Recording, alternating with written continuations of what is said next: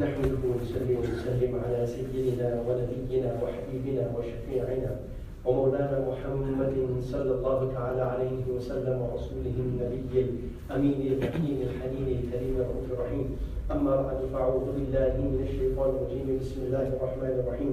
قال الله تعالى في شأن حبيبه إن الله وملائكته يصلون على النبي يا أيها الذين آمنوا صلوا عليه وسلموا تسليما.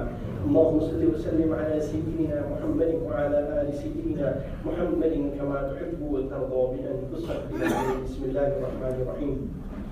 يا نساء النبي لستن كأحد من النساء إن اتقيتن فلا تخضعن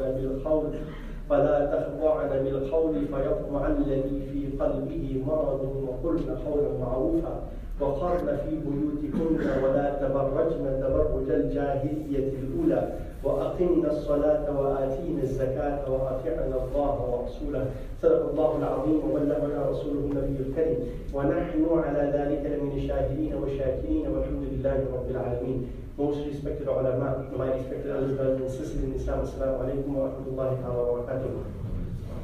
As you are aware, South Africa is celebrating Women's Month, and inshallah ta'ala, I think on Tuesday is also Women's Day in South Africa, and as such, I've decided to focus my Jummah pre-Arabic khutbah on women and issues of regards to women. And the topic for my discourse today is on women of power and the power of a woman. When we look at this issue of the concept of power, and particularly women of power and the power of women from the Holy Quran, you will see a few Quranic archetypes which emerge, each one of them being a manifestation of a different form or of a different category of power itself. You have one of them who's from one of the leading women of Jannah, and that is Sayyidah Maryam alayhi salatu wasalam, Maryam bint Imran alayhi salatu wasalam, who is the mother of Sayyidina Isa alayhi salatu wasalam. Allah subhanahu wa ta'ala speaks about Sayyidah Maryam. He said, Inna Allah astafaki wa tahharaki wa astafaki ala nisa'il alameen. Allah subhanahu wa ta'ala chose Sayyidah Maryam above all of the women of the world. But her specific power and the power which Allah subhanahu wa ta'ala blessed her with was not political in nature, or it wasn't because of her wealth, but her power was fundamentally a spiritual power. She was the mother of Isa alayhi salatu wasalam, but her spiritual power precedes Isa alayhi salatu wasalam, which actually starts off from her own mother, whose name was Hannah, and she made a dua that, Ya Allah, I'm going to dedicate the child that is in my womb to the service of Baytul Maqdis. But when the child was born, it wasn't a male, it was a female. And Allah subhanahu wa ta'ala said, Allah knows best who you've given birth to. Allah knew her destiny, and Allah had already chosen her as one of the people of power, and particularly amongst one of the women of power, but a woman of spiritual power. This is a lengthy discussion. I'm just giving you the headline just to give you an introduction and an idea. Then you look at a second type of Quranic archetype in terms of women of power. And then you have Asiya, the wife of Fir'aun. Asiya bint Mazahim, the wife of Fir'aun. She was brought up in the lap of luxury. Obviously, she was the wife of Fir'aun. And she is the mother, or rather her adopted son is Musa Kalimullah alayhi salatu wassalam. And she is the one, they couldn't have children, and she adopted Musa alayhi salatu wassalam. But after living in the lap of luxury, in the comforts of the palace of Fir'aun, ruling over the people of Egypt for an extended period of time, she is so influenced by her son, her adopted son Musa alayhi salatu wassalam, that she stands up against Fir'aun. And she becomes an archetype in terms of power, which is the power of women in terms of asserting their rights for freedom, freedom of religion, freedom of expression, freedom to live your life and freedom to believe in what you want to believe in, and asserting your personality as an individual. Obviously, a man who declares himself, you would expect that a woman who's married to a man who has a God complex would lose her personality in the personality of her husband. But here is a woman, in spite of her man having delusions of grandeur to get beyond himself and having a God complex, she maintained her personality, she maintained her individuality, she maintained her ability to be able to think and make decisions on her own. And she was willing to sacrifice all of the comforts that she had in exchange for standing up for her son, adopted son Musa alayhi salam, and for what he believed in, and she championed his cause. And she was willing to make a small sacrifice for a greater reward. And what is that reward? She said, قَالَتْ رَبِّ ابْنِ لِي عِنْدَكَ بَيْتًا فِي الْجَنَّةِ. Ya Allah, build for me, Ya Allah, in exchange for this sacrifice that I'm making, build for me a house in your spiritual proximity in paradise. عِنْدَكَ بَيْتًا فِي الْجَنَّةِ. Build for me a house there. That's the second archetype. Then you have the archetype of Bilqis, who's also a queen in her own right. She has political prestige. Bilqis in her own right is a queen on her own. She is regarded as the queen of Sheba. Eventually, the most powerful, if you talk about power couples, you can't beat the power couple that is Sulaiman alayhi salam and Bilqis.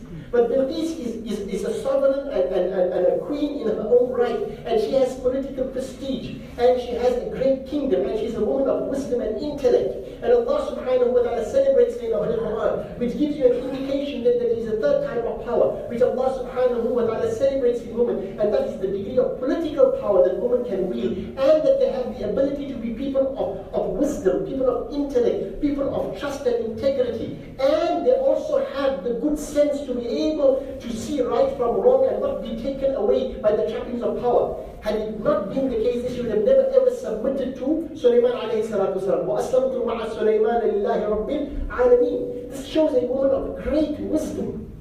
So these are some of the Quranic archetypes.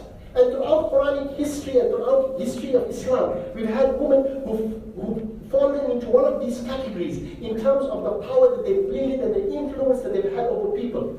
Obviously, undoubtedly, the highest ranking woman in the history of creation can be nobody else but the daughter of the Prophet of Allah sallallahu alayhi wa sallam, Fatima binti Muhammadin sallallahu alayhi wa sallam, who was known as Abiha, the mother of her father.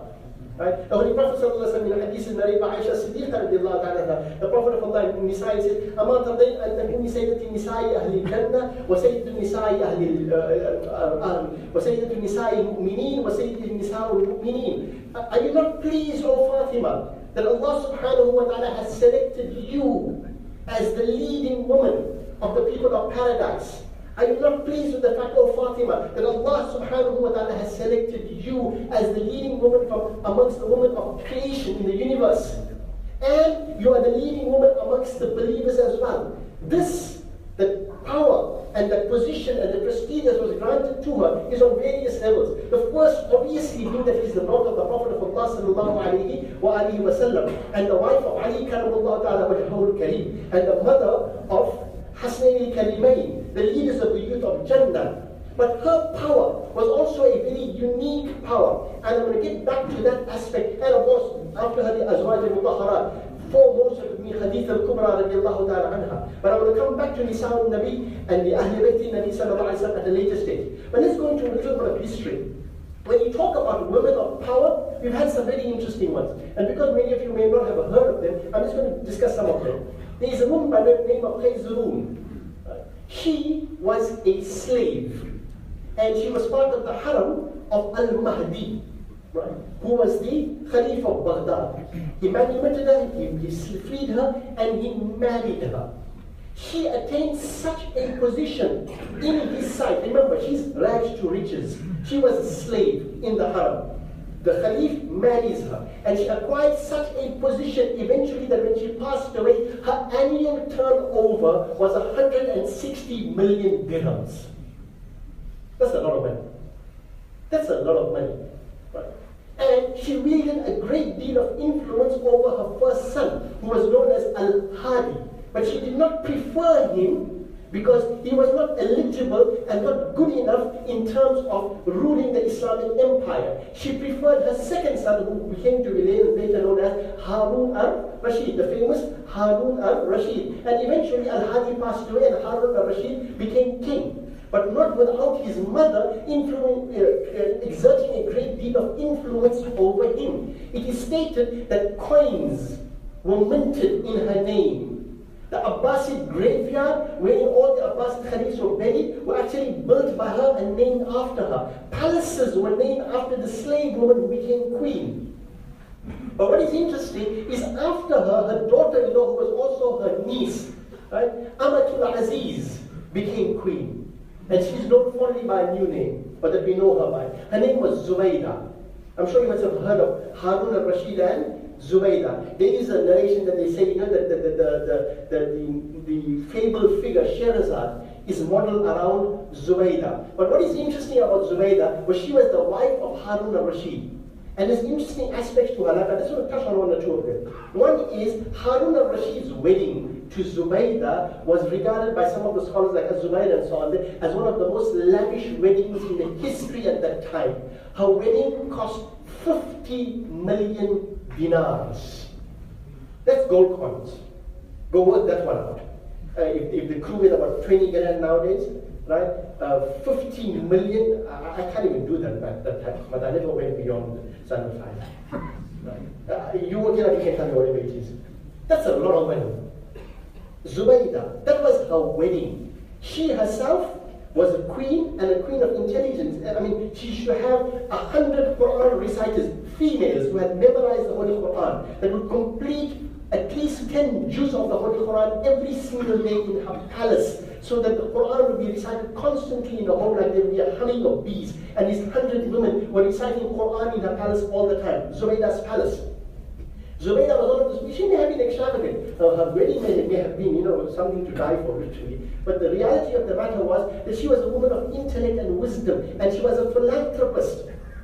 But just before we get to the philanthropy part, she was the one who introduced new fashion to the women of Baghdad. Obviously, she was the queen. She was one of the first few people to wear embroidered slippers, right, which were embellished with precious stones.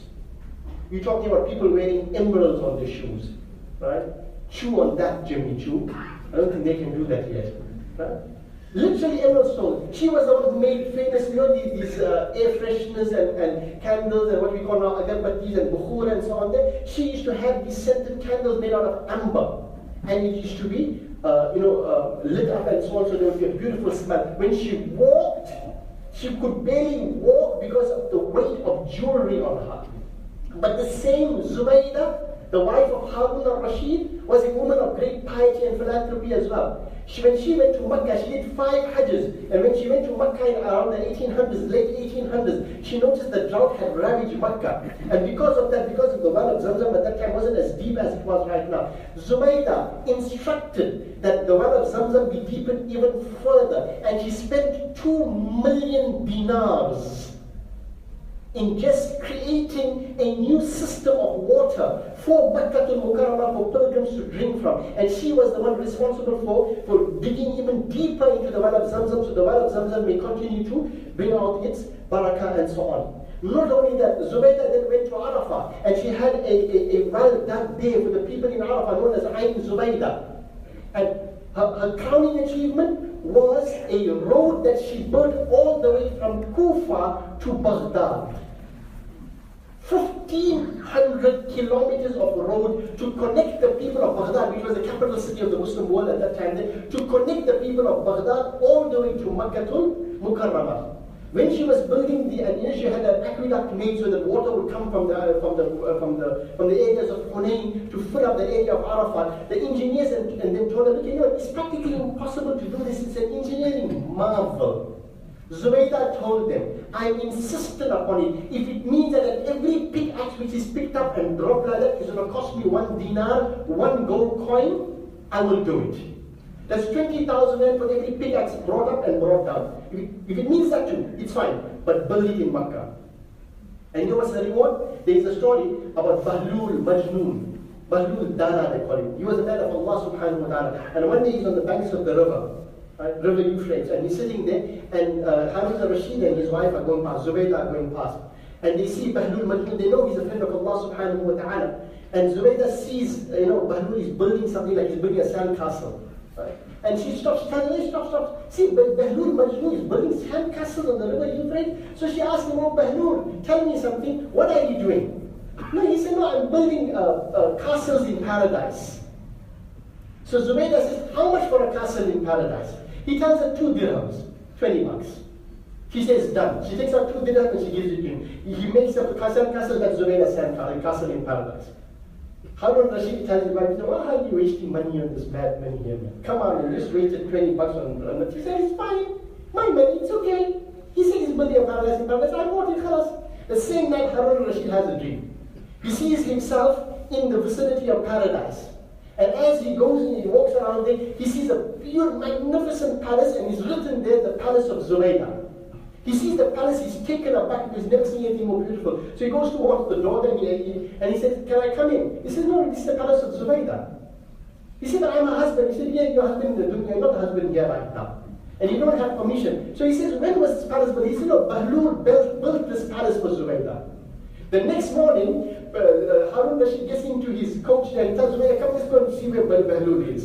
Bahlul goes, they go there and they find him at the same spot. He's busy building up his sandcastle. So Harun al-Rashid now asks him, he said, tell me, how much for a palace in paradise? So Bahlul looks at him, doesn't even look at him in Bahlul said, 20,000 gold coins, dinars. So when he said, but yesterday it was 20 dirhams, 20,000 gold dinars? He said, yes, oh Harun, Zubaydah bought it yesterday purely on faith in me. You are buying it after seeing it last night. That is Zubaydah, right? That was Zubaydah. Coming back, you have so many examples, but the whole point is you had these women of power. You have women like Shajaratul Dur, who ruled over Egypt for a period of time. And another very interesting woman, if I get some other time, inshallah, I'll discuss it, was Radia Sultana. She was the daughter of Sultan Shamsuddin Al-Tamash. She ruled over New Delhi. Interesting part is Sultan Shamsuddin Al-Tamash is the murid of Qutbuddin Bakhtiyar Kaki rahmatullahi ta'ala, who in turn is the murid of Khaja Mu'inuddin Chishti Hassan Sanjari Ajmeri, the spiritual monarch of India. Do you know Mu'inuddin Chishti Hassan Sanjari Ajmeri rahmatullahi ta'ala wrote an entire book called Ganjul Asrar, which was a guide for the king in terms of how he should rule the people. In terms of Sharia and the requirements of Sharia, that was the degree of piety of Sultan Shamsuddin Al-Tamash. I'll discuss him some other time. But his daughter ruled. If we look at the modern era as well, you'll notice that women have taken up positions of power, and there are women of power throughout the world. I'll give you some of the examples. Obviously, the sheikhas of the various imarat and so on, they all fall into the category because of the power and the prestige, because of the money. But there are some people out there who made a major impact in the world as we know it today. I want to give you one example. Sheikha al-Mayassa. She is the sister of the Amir of Qatar, if I'm not mistaken, or Kuwait, one of the two. Right? She is regarded in the art world as the most powerful woman in the world of art. She has her own foundation for upliftment of people and whatever it is there, but she commands the art world internationally. No one can beat her in terms of a piece of art, and she's such an expert at it. These are different manifestations of power that we are seeing in the modern era. Then you get people like Munira Qubaisi. She is the head of the Qubaisi movement. She is a leader of women in Syria in particular. She has plus minus 75,000 students who are studying in her madrasa in Syria. Let me tell you what is the beauty of these people. All the young, it's only for girls, 75,000 of them. All these girls are studying hifz of the Holy Quran. Great. Let me tell you even more difficult than that. And the vast overwhelming majority of them are also memorizing the Sihai Sitta. That's Bukhari, Muslim, Tirmidhi, Abu Dawud, Sunan Ibn Majah.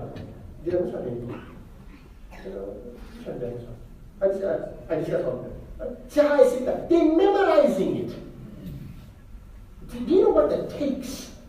Do you know what the memory is required? You have 75, let's say 50,000 women of Syria memorizing the 6th authentic book of Hadiths, memorizing it. And who's the woman behind it? Munira Qubaisi. Now, this is spiritual power. She ranks consistently in the 50 most influential Muslim leaders of the world. You know, they have the influential 500. She ranks consistently in the top 20, if not in the top 20. She ranks amongst the top 20. Munira Qubaisi. Then you have people of other manifestations of power in the Muslim community. Right? To give you an idea, you have this one in the business world. Then you have, if people may call it that, Amal Alamuddin. Right? She's a human rights lawyer. I think she's become more famous because of marrying George Clooney than anything else there. And there is no truth to the rumor, ask our officials from Amalia, that their name was inspired by her name at all. Okay, it's Association of Muslim Accountants and Lawyers. It was not inspired by the fact that she's a human rights lawyer or anything of that sort. I can attest to it. Okay. Amal Alamuddin, she's a human rights lawyer. She has the ear of Kofi Annan. She's an advisor to presidents of the world. These are the manifestation of power that you see. But there's a new type of power that is coming out there. And that power is being created by virtue of the power of social media. And this power of social media is so influential and so powerful that you're getting overnight sensations. Social media are creating new internet sensations throughout the world. Not all of them necessarily positive. Quite a few of them are. Right? Yesterday I had to do a little bit of referencing and whatever it is and some homework. So I got my daughters to tell me now who's famous, in terms of the internet with women and whatever it is. So they gave me a few names. Some of them are, let me see, Dina Tokyo. Right? She has plus minus about 3 to 4 million hits on YouTube. What is Dina Tokyo all about? About embracing the hijabi and embracing the hijab. People watch her YouTube channels and because they teach them how to put on the hijab in a more fashionable way and whatever it is, then they have their own blogs and so on there.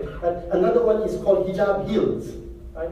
And Hijab Trends. These people have become immediate and instantaneous internet sensations out there. Women are watching them because they are, to a certain degree, a positive influence in the sense that women are not feeling too embarrassed in terms of their own fashion sense, in terms of wearing a hijab anymore because they're getting 101 different styles how to put on a hijab and how to look good. And how they're melding Western culture with their Islamic ethos. Remember, these people who are living in the Western countries out there should not be expected to wear the Arab clothes or whatever it is. They shouldn't. Their clothing is a different clothing. Like a person in South Africa should not wear, although he may have Indian cultural roots or whatever it is, they don't expect you to wear kurta pajama or a shalwar kameez. That's Pakistani dress. Like this one here is an Arab one. Right? Like the Emiratis have their own culture. I've discussed this before. But these women have gained a great deal of traction in the world right now. People are looking up to them. They send out their blogs and all of a sudden you have 100,000 likes. They're influencing the way people think. And youngsters are following these trends. But not all of them, as I said, are necessarily positive. What do I mean by this? Right? What I'm beginning to see in this modern era is the fact that there is a new culture arising, which I started, and you heard it here first, right? Which I call the culture of mumbos. Right? This, you have the westernized version, which is called a bumbo, right? The Muslim version is called a mumbo. And they are as vacuous as their overgrown hijabs. The one that picks up like that there, right? Who are so preoccupied with how they're going to dress the next morning that takes up a large portion of their brains. Right? For the next 24 hours, that's all they're preoccupied with. What hijab am I going to put on? Which style am I going to put it on there? And this is something that we should be cautioning our children about. Because it's another way that the insidious westernized culture of preoccupation with self is creeping into the Muslim community. I'm not saying all of it is negative, but we've got to be also deter and we also got to warn our kids in terms of these issues. Because what happens is that in one way or the other, the fundamental ethos and this fundamental mindset is still being transferred, although it may have a sugar coating of Islam over it. I'm not saying all of these guys are bad, but I'm talking about the long-term effects need to be also investigated and analyzed. Now, with all of these are various manifestations of power of women and so on. With all of these, let me come back to a different scenario. A scenario which is not celebrated anymore, to a point wherein the community is to a degree embarrassed about it in this westernized, globalized era that we live in, age that we are living in. And that is with the example of the prophets, of the wives of the Prophet of Allah sallallahu alaihi wasallam. Undoubtedly, they are the first wives. But when the Holy Quran prioritizes their role, Allah subhanahu wa ta'ala gives a completely different scenario in terms of an ideal woman who may be the wife of the Prophet of Allah sallallahu alayhi wa sallam. And Allah subhanahu wa ta'ala is using their example to educate the ummah till the day of Qiyamah that what would be the qualities in ideal women considering that they are our mothers. وَأَزْوَاجُهُمْ أُمَّهَاتُهُمْ. So the Prophet of Allah sallallahu alayhi wa sallam's wives are our mothers. And Allah subhanahu wa ta'ala is engaging in tahreeb al-akhlaq. And Allah subhanahu wa ta'ala is saying, Ya nisa al-nabi, O wives of the Prophet of Allah, لَسْتُنَّ كَأَحَدٍ مِّنَ النِّسَاءِ إِنِ اتَّقَيْتُنْ. You are not like any of the women of the world. In ittaqaytun. If you take on piety, you have a unique position. فَلَا تَخْضَعْنَ بِالْقَوْلِ. And then don't speak soft terms, in soft ways. بِالْقَوْلِ فَيَطْمَعَ الَّذِي فِي قَلْبِهِ مَرَضٌ. So that people may get the wrong idea, especially those people who have disease in their hearts. وَقُلْنَ قَوْلًا مَعْرُوفًا. But speak words of affirmation. وَقَرْنَ فِي بُيُوتِكُنْ. And remain in your homes. وَلَا تَبَرَّجْنَ تَبَرُّجَ الْجَاهِلِيَّةِ الْأُولَى. And do not display yourselves like the Jahiliyyah era of the previous days, like we have right now. We have more Kardashians now than Quraysians. People who want to be more like the Kardashians than the Quraysians. No one wants to memorize the books of Hadith. Our women want to aspire towards Kardashians, the real lives or the fake lives or whatever it is.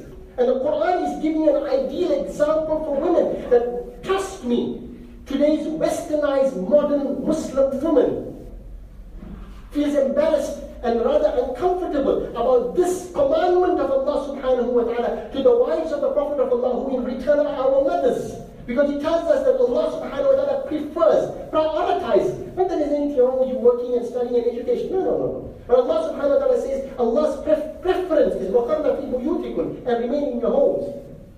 And today, the home is no more a sacred space for women. It's a prison for women, according to Western thinking. So the women are being encouraged, leave your homes. Contrary to the Quranic message of remain in your home. وَقَرْنَ فِي بُيُوتِكُنْ. Why? Because the home is regarded as a space which is inhibiting, which suffocates you, which doesn't allow you freedom, locks you up, you're in a prison. And the Holy Quran is telling you a contrary message. And there is this dichotomy, which way do you turn? Do you follow the instructions of Allah subhanahu wa ta'ala as espoused by the Nisa al-Nabi? Or do we embrace modern culture? What happened? The house lost its sacredness. Sacred spaces. And women themselves are a sacred space. In their own beings, they are a sacred space. وَاتَّقُوا اللَّهَ الَّذِي تَسَاءَلُونَ بِهِ وَالْأَرْحَامِ. And be conscious of Allah subhanahu wa ta'ala by virtue of whom you seek your mutual rights and demand your mutual rights. وَالْأَرْحَامِ. And the wombs that bore you. The womb of the mother is a sacred space. In the sight of Allah subhanahu wa ta'ala, it's a sacred space. The feet of the mother. الْجَنَّةُ تَحْتَ أَقْدَامِ الْأُمَّهَاتِ. Paradise lies beneath the feet of the mother, not lies beneath the feet of women. Allah subhanahu wa ta'ala has elevated the status of motherhood. And that is Allah subhanahu wa ta'ala's decree. And today people want to shy away from motherhood. They don't want to be mothers anymore. They want to be the BFFs. Best friends forever. You didn't know that. I learned that. My daughter talking about that. Best friends forever. They can't be best mummies forever. And the reality of the matter is, you can be best mummies forever. وَتَبْعَتْهُمْ ذُرِّيَّةٌ بِإِيمَانٍ أَلْحَقْنَا بِهِمْ ذُرِّيَّتَهُمْ. Allah subhanahu wa ta'ala is telling you this. So our modern westernized women have become ashamed of this thing here, because it doesn't liberate them as far as they are concerned. Because they are looking for what? Sexual liberation. That's what they're looking for. Political liberation. The buzzword nowadays is women's empowerment. But empowerment which will take you away and make you feel embarrassed that you're a housewife. And this is where I want to come back to the example of Azwaj al-Mutahharat. Sayyidah Fatima al-Zahra binti Rasulullah sallallahu alayhi wa sallam was not a politician. Umm Aisha Siddiqa radiallahu anha went out and so on, and she engaged in political matters and whatever it is, and she was a teacher, and she was a scholar, and she was a professor. And she was an alima, no doubt about it. But Fatima al-Zahra, the leader of the women of paradise, was not a politician. She did not engage in the issues of politics. She did not fight for the freedom of Islam the way her mother Khadija al-Kubra radiallahu ta'ala anha did. But she is the one who became the paragon for motherhood. She's known as Batul. One of my favorite names, Batul. The one who has cut herself off from everybody and attached herself to Allah subhanahu wa ta'ala. There's a narration of Fatima al-Zahra radiallahu ta'ala. There's a waqi about her. It states that at night, after she would finish off with her daily household chores and whatever it is, she would spend the entire night in ibadah. And when the muazzin would make the call for azan for Salatul Fajr, she would complain to Allah subhanahu wa ta'ala that, Ya Allah, why is this night so short? Because I haven't received the full of worshipping you for the whole night. But I'm still not satisfied with it. I'm not satisfied with it. This This woman is the example, alayhi salatu wassalam, is the example for the ummah today. And this example is not being pushed out there to say, look here, these are our role models. These are our role models. Today, the status of motherhood is something that people frown upon, and you become more embarrassed about it. And as I said, there's a sacred space within the women themselves. The wombs and their feet, beneath it lies Jannah. And we haven't maximized the benefit of turning that home into a place of power. Really, we haven't. I don't have the time to discuss it, but really, it's so important. The Prophet of Allah ﷺ said, the best of those houses, O Kama Qal, he says some of the best of the houses out there are those houses which become like monasteries. Not in the literal sense, but you understand. Places where ibadah of Allah subhanahu wa ta'ala is prioritized, when the outlook in life is a different outlook. It's not vacuous and empty. It has purpose, it has meaning. And the women become the light of that house. Rabbatul Bayt, what a beautiful word. Rabbat, the one who nurtures. Rabb, there is some of the divine spark in her. But we don't want to explore the spirituality in us. We want to explore in this modern era the sexuality in us. And we become so caught up with this thing here that we seem to be losing focus on this. You know, the woman of power, this is why Sayyidina Ahlul Jannah is a paragon for everybody. Because not every woman can become Zubaydah. Not every woman can become Sheikha Mayyasa. Not every woman can become Malala Yousafzai or Amal or whatever it is. Not all of them are going to become like that. But Fatima al-Zahra is an example for billions of mothers out there, for billions of Muslim women out there whose preoccupation and their occupation is within the confines of their homes. She is an inspiration for all of those billions.